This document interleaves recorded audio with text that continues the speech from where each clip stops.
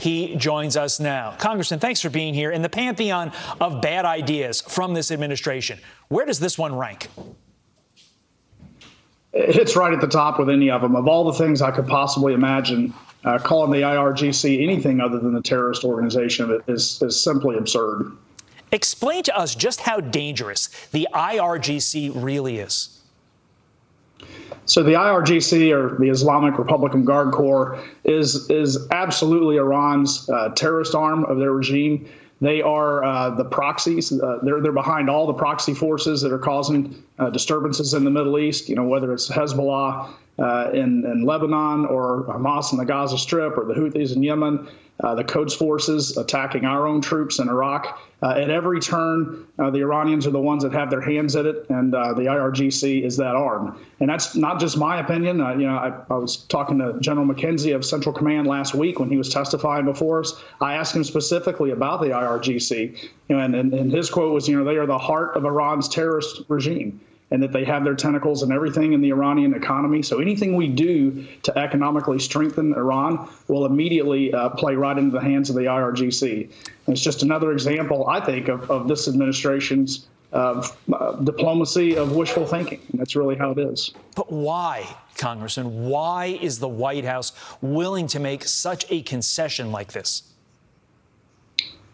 Well, as we've seen time and again, this is a White House that feels that you can treat, your foreign adversaries with an attitude of appeasement. And again, back to diplomacy of wishful thinking. If you just, they live in a world that they wish existed instead of the one that's reality. And we know that to be the case. But as we saw tragically in Afghanistan, you can't negotiate with terrorists. And that's exactly what they're attempting to do here again. Let's look at this through the lens of Afghanistan. Why does this administration seem to want to legitimize terror groups? First the IRGC, and then you mentioned Afghanistan, the Taliban. It makes no sense, Congressman.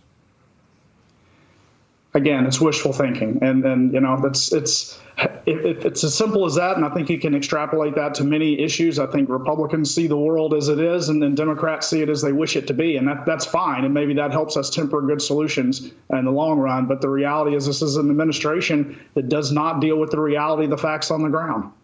Look, Democrats have a tough road to hoe just on domestic policy when it comes to the midterm elections. Is foreign policy going to be their death blow? It's death by a lot of blows. It would seem, whether that's one big arm of it, and in America we do have the luxury of not having to pay attention to foreign policy when things are working well, and typically Americans vote their pocketbooks. In this situation, in the course of just the first 15 months of the Biden administration, we've seen just horrific consequences on the economic front and the foreign policy front. It's just at every turn, the Biden administration is making the wrong decision whenever a tough decision is called for. You mentioned a Pollyanna world that the Democrats live in. I want to switch gears to a Pollyanna Republican world. Let's say Republicans take control of the House and the Senate and somehow are able to convince the president to go along with regard to Iran policy. How should we combat Iran and its quest for nuclear weapons?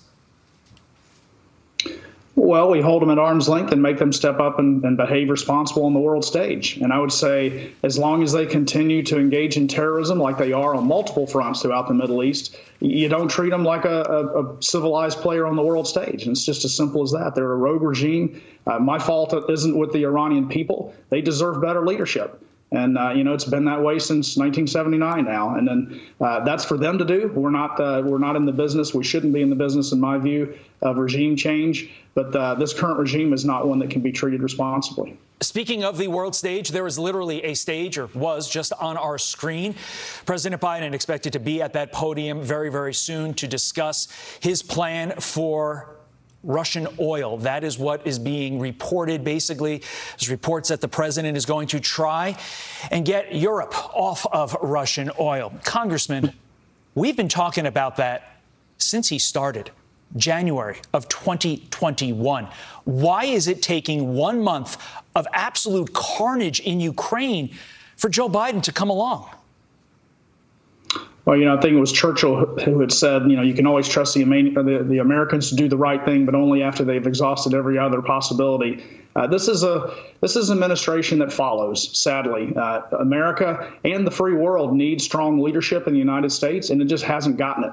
This is an administration that waits waits to make a decision, and when they do, it's typically too little, too late. We've completely unilaterally surrendered our energy independence. Not only could we see our gas prices lower at the pump now if we were still producing our own oil, but we could have helped Europe become or be less dependent on Russian oil. We facilitated it, and now we in the world are paying the price. If there's a thesis statement from this segment, Congressman, it's that nothing this administration does makes any sense. Congressman, you make a lot of sense. Congressman Scott Franklin, we appreciate your time. Thank you, sir.